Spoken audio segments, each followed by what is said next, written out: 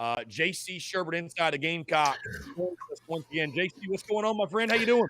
Man, I just had a bunch of stuff hit me from the fiance is at work. She usually works remote, but she had 3 days in the office today, so I've got dad duty, so to speak, and just had some stuff hit me with the kids' school. So I apologize to everybody out there for being late. I hate doing that, but made it in and got to go deal with some things here in a little bit. But I'll be okay. It's never a dull moment around my house, man.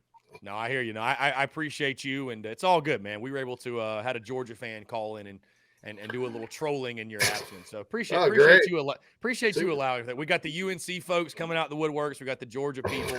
It never today. I don't know, something in the water today, something maybe in the water this week as well. But no, JC, I appreciate you taking the time, man, and we've got a lot to discuss because it's wild. You think to yourself, okay, seasons come to an end.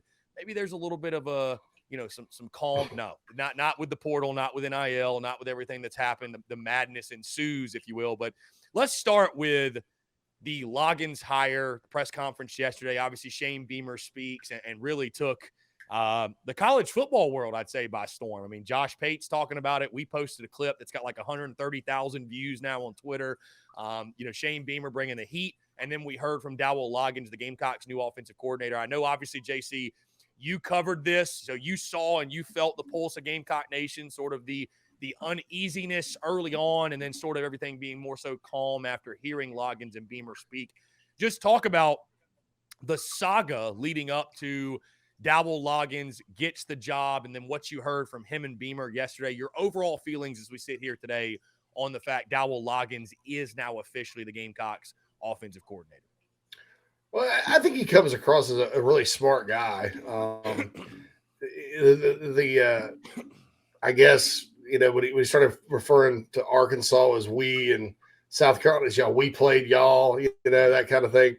That's kind of an good old boy Southern thing, right? But there's a lot of smart, good old boy Southerners out there, and so I thought that Chris, if he had a checklist of things that were wrong with the offense before he arrived and went through it, or before the last two games of the season, I'll say, and went down that checklist and addressed most of the issues, he did. And I think that reassured people because the game has rapidly changed. Football's rapidly changed. And whereas 10 years ago, you heard pro-style offense, you were thinking what Alabama used to do on offense. You think what Georgia did under Mark Richt on offense. A lot of I formation, a lot of, not your futuristic type Tennessee type offenses and stuff, but it's evolved to the point where the pro game is very pass happy now.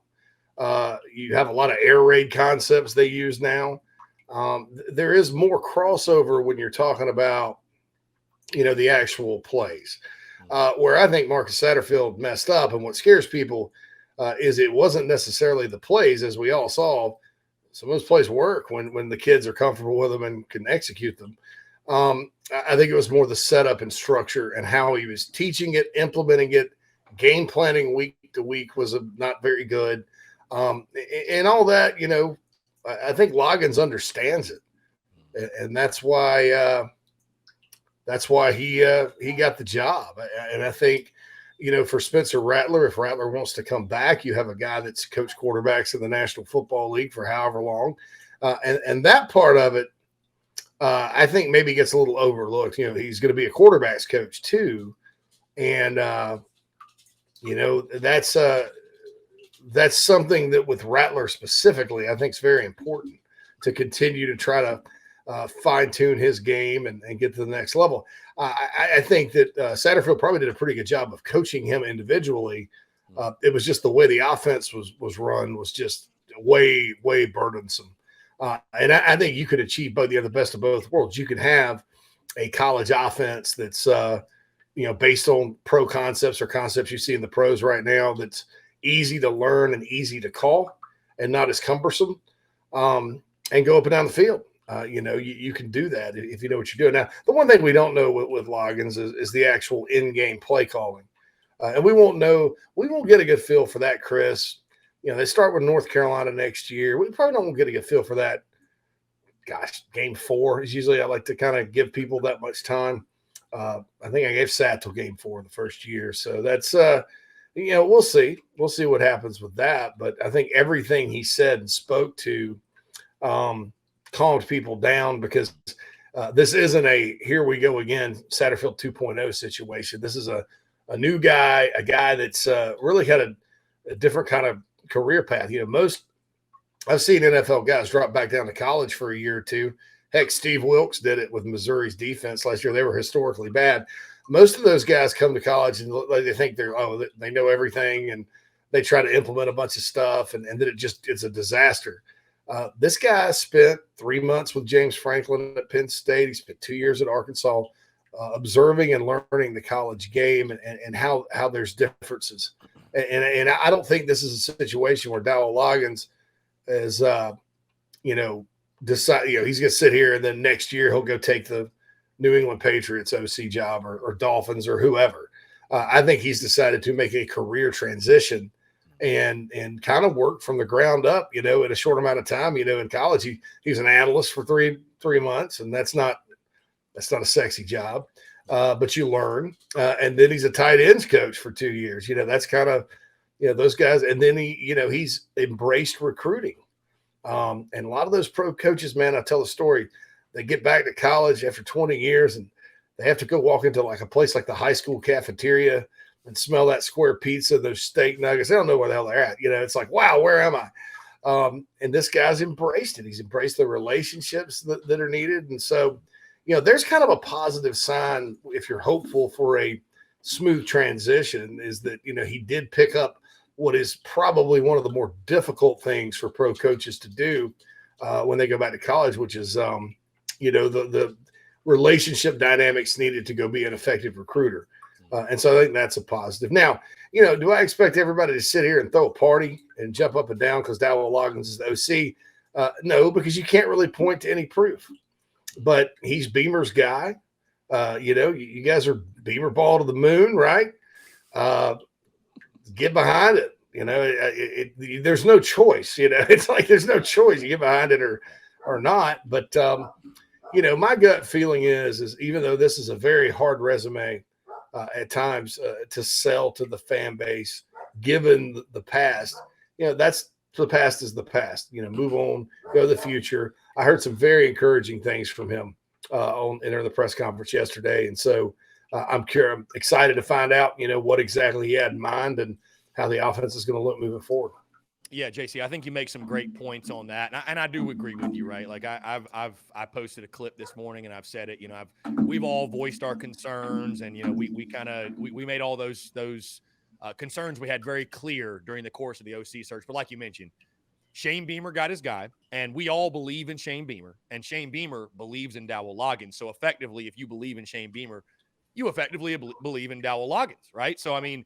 I'm excited to see what it is as well. And like you mentioned, I loved what he addressed, and both he and Beamer, what they said about, maximizing their players' skill sets, right? A much simpler offensive attack in regards to their players understanding it to where they can play fast. I love that he brought up about Spencer Rattler played free in the final 2 games. He didn't do that in the other 10. Like they made that a point of emphasis. And I don't think in a way of taking shots at Satterfield, but just pointing out the obvious, like of what changed and what happened. And I think, if they're able to stick to that and be true to that, which I believe they will, I think they're able to see a lot of success, which leads me, JC, to this.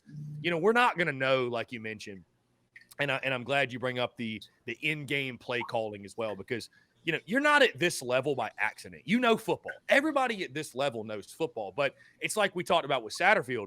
The talent of being a successful in-game play caller, it's either you have it or you don't. It's instinct. And so we won't know really right until his tenure gets going and we get into it.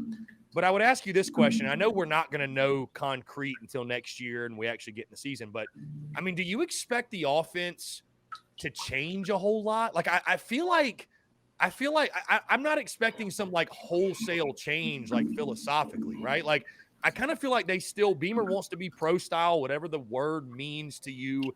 But your overall take. It's not like you're going from the triple option to the spread. Like I don't just expect to see something crazy next year, right? I mean, is that too far fetched to say, or like what are you expecting overall offensively? Do you expect it to be more of the same kind of what we saw from the final 2 games, or do you expect some major changes moving forward?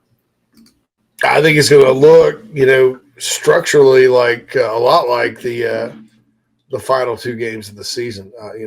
I think we'll see a lot of, I guess, spread concepts like they used. I think it'll operate at a brisk tempo. I think you'll see, the screen game. I think what intrigues me a little bit, Chris, is I don't know that the run game is going to be similar. I think they'll probably do some of the same stuff because everybody does it, inside zone, duo, power run, stuff like that. But I do think there's going to be probably some more counter stuff in, and which was a good play for Carolina, the counter play. Maybe a little more creativity in the run game, which to Satterfield's credit, the last 2 games the run game was creative. You run end arounds and reverses, and Jalen Brooks. Slowest developing reverse I've seen in my whole life watching football. Every single time I was like, he's going to – I probably use my Jim Jeffries Australian voice. And he's an Australian comedian. He's like, man, looks like he's going to be tackled behind the line, doesn't it? Yeah, well, wait a minute. There he goes. Oh, touchdown. It was that slow, but it worked. And so I think you can see more of that, more misdirection. Carolina – next season, we'll have some guys like Amarian Brown, Xavier Legette that can, help with carries out of the backfield and things of that nature. So I think it's going to be maybe a little bit different looking run game, but the pass game and things like that, I think it'll look similar. And I think that if anything, you'll see Carolina probably throw it, be a little more pass happy than maybe they were under Sat. JC, I know you've only got 10 minutes or so before you got to get out of here, so I'm gonna keep it moving because we got a lot. I mean, so much has happened this week. The Jaheim Bell transfer was expected, I think, to a degree, and we talked about that. How surprised were you with the Marshawn Lloyd news? And when you look at that situation, I mean, the transfer portal giveth, the transfer portal taketh away.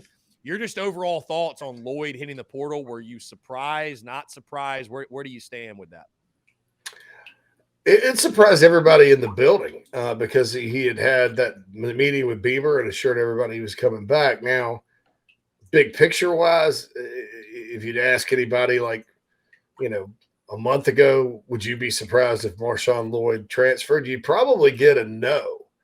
And this wasn't something that was, talked about a whole lot. But apparently this has kind of been on Marshawn's mind for a while. He's been through a lot of adversity at Carolina. Carolina's helped him through a lot of the adversity. NIL money wise, I think if he goes someplace a lot, Michigan. I was very interested to see Michigan State on his list. Let's just say that. So if you're Marshawn and you've had these injury situations and things like that. Maybe the NFL doesn't come calling because maybe you can't stay healthy, and maybe they know that, and so you're trying to cash in as much as you can right now. I don't know. I don't know his motivation. I just know that it was disappointing to many around the football ops building that he would just bolt like that because he had said otherwise, and that just wasn't in his character. According, as far as like. Just shutting everything down and telling somebody you're going to do something and not. Now, at the same time, it would not have been a surprise a few months ago because he brought it up a bunch. So we'll see. That was Jaheim Bell wasn't a surprise to me, Chris. It was just kind of it was weird the way it went down, like the timing of it, I guess. And so, but that's you can limit the damage to those two and. They'll probably lose somebody else. They'll probably lose somebody else that we all sit around and go, man, sucks to lose him. But, they'll be fine as long as they can, make it back with portal guys and stuff like that. Yeah. No, for sure. I think you make great points. And Beamer said it yesterday, right? It's tough out here for for everybody, right? Like I was asked about it earlier in the show about, do you still feel like really, truly Carolina has positive momentum because of this and this? And I'm like, every program in the country has this, this, and this, and this. You know, like everybody's dealing with it to a degree. And if you actually look at the transfer portal numbers, Carolina's doing pretty well. I mean, you got teams like Texas A&M who have lost like 20 players. So basically their whole roster is getting gutted. So, I mean, it's again, it's like Beamer said, it's tough for everybody out here and you got to deal with it. JC, let's talk recruiting because the buzz this morning around why are the Maryland Terrapins all of a sudden moving up my shit list, JC? Why is that happening? But you know, I'll tell you this, JC, too. I respect Beamer because when he speaks in press conferences, you really feel like he knows how to talk to his fan base. And certainly sometimes, right, like our fan base can get, you know, some people in our fan base can get emotional and what have you. But, you know, to be fair, when things happen like they did this week and a guy hits the portal and then you lose 2 offensive line commitments, you know, I get why people are get a little bit uneasy. So what can you tell us about the recent decommits of Big Tree and Jada and the Nick Harbor's up there visiting Maryland? And I mean, I know it's a busy time for you. Obviously, we're less than a week away from signing day. Just your overall thoughts on the landscape of recruiting right now. Well, NIL has become, you know, unfortunately, Chris, you know, it's creeping slowly because there's a lot of football players, right? It's basketball, you don't have as many players. It's creeping slowly like basketball, where there's just some outrageous numbers being thrown around. I mean, there's a kid, I'm not going to mention his name, but, you know, he's in the portal and good player, probably could play in the SEC somewhere if he wanted. Probably not star in the SEC, but could play. You know, wants like this hot, you know, $250,000 kind of deal to come transfer. And I'm like, I'll give him a bag of Hardee's coupons and a daggum swift kick in the butt and tell him to get out of my program. You know, I'm not, you know, those types of stories and things that they're anecdotal to a certain extent.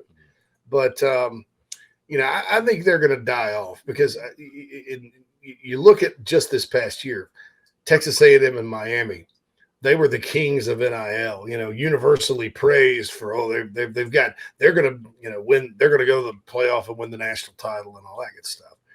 Well, Miami was one of the worst Miami teams I've ever seen in my life. And that's saying something because they've been bad since they joined the ACC. And then we saw the dumpster fire that was Texas A&M, 33 guys leave. And when you got a payroll like that, it's hard to keep everybody happy. So I think the market's going to adjust, but right now it's very difficult. You know, Isaiah Jada, I knew when the minute Hugh Freeze took the Auburn job, knowing what I know about their NIL collective and stuff, I was like, well, Carolina, that's going to be a problem for Carolina if they go up against Auburn. And sure enough, it was. So that's that reason. He's gone probably. I would pencil him in as gone. Big Tree, Babalade, I know he showed up at the game with Kevin Plank and all that, and Nick Harbor, and you know that there's a whole lot of feelings a lot of people should have about that, considering Carolina's an Under Armour school as well.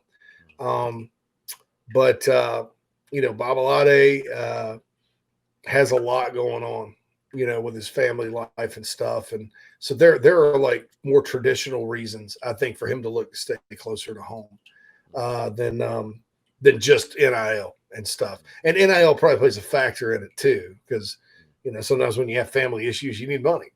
But I'm not counting him out yet. But I'll count Jada out and say, well, you know, better get on it with this NIL stuff because Auburn is right down the road, and before they went into the 2-year black hole under Harsin, they were a pain in the Gamecocks' backside in terms of recruiting. Now they're back. They have one of the best recruiters in the history of college football, and 12 large to go by guys with. So, you know, just be careful with all that. JC, I appreciate you taking the time, man. Before I get you out of here, real quick on the NIL stuff, and I know some people I talk to, they're just exhausted hearing about it, and I totally get it. But it's a reality in the college football world now. As someone like yourself who heads one of the big collectives for South Carolina with Carolina Rise, I just love to get your take and your opinion on the current landscape of NIL, and do you have an opinion on like what needs to change or what adjustments need to be made? Because I get it. Like I get why people, and I agree, some people freak out, they overreact, but like I think what sucks is seeing some of your best players leave. Like, it's not a playing time issue, right? Like NIL plays a huge role. And it's something that, college football fans are still adjusting to. There's a lot of differing opinions about, what regulations need to be in place. And so your overall thoughts on, moving forward, do you expect changes? Are there any changes specifically that you think would help benefit both the athlete, school, fans of college football? Just your overall take on the NIL space. Yeah, it's the wild one. And the NCAA, they're not going to do anything about it because they don't want to get sued, man. I mean, uh, the Park Avenue deal at South Carolina was in their purview because they can police schools that act, but they can't police collectives. Will any changes come? I don't know. That's up to probably the federal government, and I don't think I have no confidence Congress will do anything about this. And so it's either you try to compete as the best you can, and Carolina, that's the issue, is that there wasn't enough awareness or support to even compete. It wasn't a situation where, oh God, this school's got 25 million and Carolina's only got 5 or whatever in NIL funds available. It wasn't a situation like that. It was Carolina didn't even have 1. They, and so the good news is my collective Carolina Rise, we were able to give Nickham and Warray a deal yesterday. I can tell you we've doubled, and almost way past doubled in size, number of members wise. We're still, probably about 22, 23% of our initial goal. But it's getting there. And I think Ray Tanner and Chance Miller getting behind it has helped. I think just the general awareness of, oh my God, these guys are going to walk out the door if there's nothing in place. I think that's helped too. And then just the generosity of the Gamecock Nation. I always, my vision for this was, okay, you're not going to get a bunch of billionaires funneling money into it, but with this fan base, there's power in numbers. And, just like political fundraising, you $10-15 a month, thousands of people, it goes a long way, and everybody feels like they participate. And the good news about it from a fan's perspective, and there's 2 ways to look at it. First of all, it's bad for the fans because I don't feel like it's their fault, and I don't feel like they should be asked to step up. Now, it's like this at every school. It's not just Carolina, but the fans buy tickets, they support, they do this, that, and the other. You're going to, charge them for one. It's like a surcharge, like a tax on a bag or something. Fundamentally, I'm opposed to that being on them. But you either do it or you're dead. Okay. The second part of it is what's probably a positive thing is, for the first time ever, fans are closer to determining outcomes, because players impact outcomes more than crowd noise, more than whatever you name it, play calling, whatever. Players, talent, and so fans now have an opportunity to have a say in that, and to be directly responsible for that. So in that way, it probably is pretty fun for the fans to a certain extent, especially the diehards. So, I think Carolina needs to keep going like they're going. There's 2 collectives with Garnet Trust. There's Carolina Rise, and then Park Avenue will come back online soon. And I think if everybody works together and pulls together, it'll be fine. I've already seen it in the last week, just how powerful this thing can be. So hopefully it continues, and Carolina will be competitive in the space. It's unfortunate that it's happening now as opposed to maybe like at the beginning of the season, Chris, because we are in the middle of a recruiting time, and guys don't have months to make decisions. They have days. And so you got to kind of, play catch up while you're trying to play ball too. That's not easy. JC, very well said, my friend. I appreciate you taking the time and chatting with us. It's always a pleasure, and looking forward to doing it again next week, my friend. Yeah, I guess we will. We'll talk again next week and then the Yeah. holidays. So that'll be fun. I'm looking forward to talking with you, Chris. Thanks to you and your audience and all that. And we'll see you guys soon. Absolutely. Appreciate you, JC. Always a Thanks, pleasure. bud.